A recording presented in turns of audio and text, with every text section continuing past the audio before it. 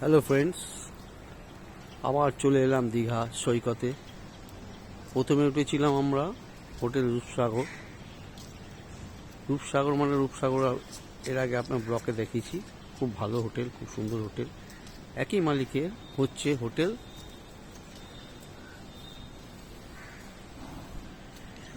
হ্যাঁ একই মালিকের ছবি, একই মালিকের হোটেল, খুব দেখতে সুন্দর। পাশাপাশি এটা হচ্ছে রূপসাগর আর এটা হচ্ছে হোটেল সুফ্রাইট। একই, খুবই সুন্দর মনোরম দৃশ্য। ভিতরে সুইমিং পুল আছে, আপনারা আসতে পারেন। খুব ভালো ব্যবস্থা। এবং এদের রিসেপশনের ঘর এদিকে আমরা যাচ্ছি। খুব সুন্দর, সমুদ্র সৈকত থেকে 5 মিনিটের হাঁটা পথে। এই যে আমরা ঢুকছি, খুব সুন্দর। ডান দিকে আপনার রিসেপশনিস্ট ঘর, এখানে আপনারা বুক করতে পারেন। অনলাইনে বুক হয়, অনলাইন থেকেও বুক করা যায়।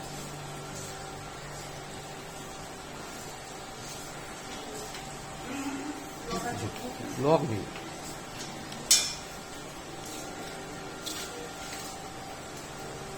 এই যে সুইমিং পুল মিডিলে রয়েছে, পে সুইমিং পুল। আপনি পয়সা দিয়ে সুইমিং পুলে নামতে হবে, ঠিক আছে?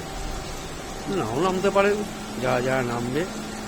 এটা পে সুইমিং পুল, পয়সা দিয়ে আপনার সুইমিং করতে হবে। সুন্দর। পাশে আপনাদের ককটেলের সব রয়েছে ব্যবস্থাপনা। আপনারা সুইমিং করতে করতে ককটেলও খেতে পারেন। এই যে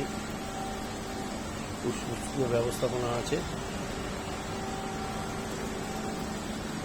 এটা হচ্ছে, দেখুন, এটা হচ্ছে রূপসাগরের ব্যাক দিক, পিছন দিকটা, যেটা আপনি এই ভিউ দিয়ে সুইমিং পুলটা দেখতে পাবেন। আর এটা হচ্ছে একই মালিকের